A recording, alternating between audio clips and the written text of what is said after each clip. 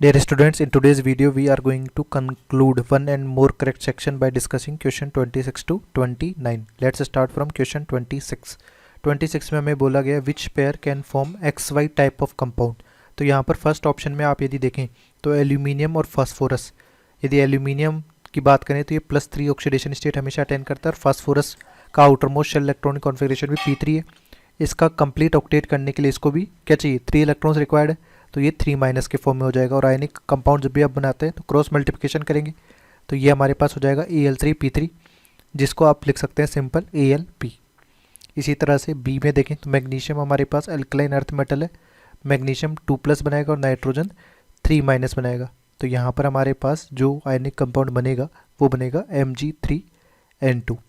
इसी तरह से यहाँ पर कैल्शियम 2+ और ऑक्सीजन 2- बनाता है, तो यहाँ पर जब अपन कैल्शियम ऑक्साइड बनाएंगे तो ये CaO फॉर्म में बन जाएगा। 2 जो हो जाएगा वो यहाँ पर Al3P3 की तरह कैंसिल आउट हो जाएगा, 1:1 रेशियो में दिए हुए हैं दोनों element.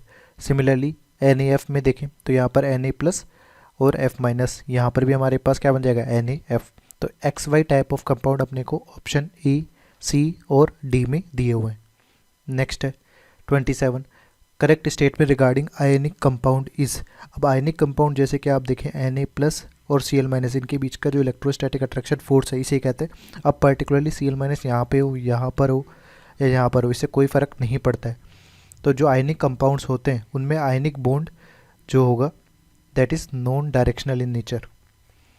Non directional in nature, non directional nature होने की वजह से ये आइसोमेरिज्म भी शो नहीं करते हैं। जैसे कि कोवेलेंट बॉन्ड यदि अपन बोलें तो कोवेलेंट बॉन्ड में इस तरह से इस डायरेक्शन में एक बार बॉन्ड बना हुआ है या एक बार इस डायरेक्शन में बॉन्ड बना हुआ है, तो ये आइसोमेरिज्म शो कर सकता है। कोवेलेंट बॉन्ड डायरेक्शनल नेचर का होगा। और आयनिक बॉन्ड में स्ट्रॉन्ग बॉन्ड होने की वजह से मेल्टिंग पॉइंट और बॉइलिंग पॉइंट हमारे पास ज़्यादा होते हैं। तो फर्स्ट स्टेटमेंट ट्रू है, ये फॉल्स हो जाएगा, लो बॉइलिंग पॉइंट होता नहीं है। बट आयनिक बॉन्ड में कैटायोनाइन होने की वजह से पोलर सॉल्वेंट्स लाइक वाटर में इनकी सॉल्युबिलिटी काफ़ी ज़्यादा होती है, तो ये भी ट्रू हो जाएगा। तो statement A and D are correct answer. Next है 28, इसमें बोला गया pick out among the following species isoelectronic with carbon dioxide. तो कार्बन डाइऑक्साइड जो है हमारे पास कैसा स्पीसीज है, ये इस तरह से दिया हुआ है। नंबर ऑफ इलेक्ट्रॉन्स यदि अपन काउंट करें सिंपल तो हमारे पास कार्बन के पास में 6 है, ऑक्सीजन के पास में 8 × 2, तो ये हो जाएंगे 22 इलेक्ट्रॉन। तो अपने को आइसो इलेक्ट्रॉनिक के लिए सिंपली देखना होता है कि नंबर ऑफ इलेक्ट्रॉन्स किसके बराबर है। तो यहाँ पर हमारे पास कौन कौन से ऑप्शंस दिए हुए देख लेते हैं।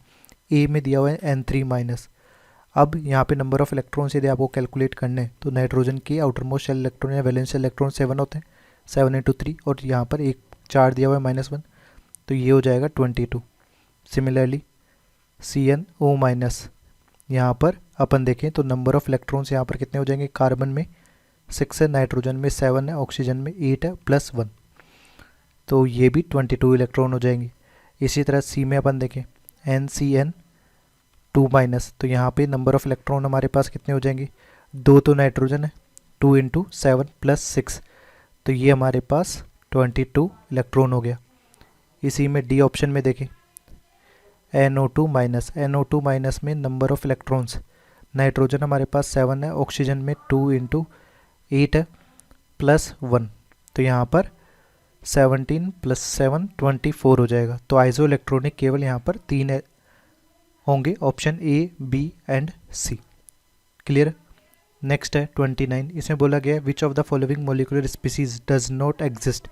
तो यहाँ पर हमारे पास F3- का यदि आप स्ट्रक्चर ड्रॉ करेंगे तो फ्लोरीन के आउटर मोस्ट शेल इलेक्ट्रॉन 7 होते हैं, जिसमें से एक इलेक्ट्रॉन आप इसमें ऐड करेंगे तो 8 हो जाएंगे, जिसमें से 2 तो फ्लोरीन के साथ बॉन्ड बनाने में यूज़ हो जाएंगे, तो ये इस तरह से बन जाएगा। तो यहाँ पर आप देख रहे हैं कि जो फ्लोरीन की वैलेंस इलेक्ट्रॉन हो जाएंगे वो 10 इलेक्ट्रॉन है, विच इज़ नॉट पॉसिबल, क्योंकि ये सेकंड पीरियड एलिमेंट है, तो ये अपनी वैकेंट डी ऑर्बिटल प्रेजेंट नहीं होने की वजह से अपनी वैलेंसी एक्सटेंड नहीं कर सकता। तो ये जो होगा does not exist, do not exist. ठीक है। इसी सीरीज़ में HCl6 और ICl6- ये भी एग्जिस्ट नहीं करेंगे because of steric crowding, doesn't exist due to steric crowding.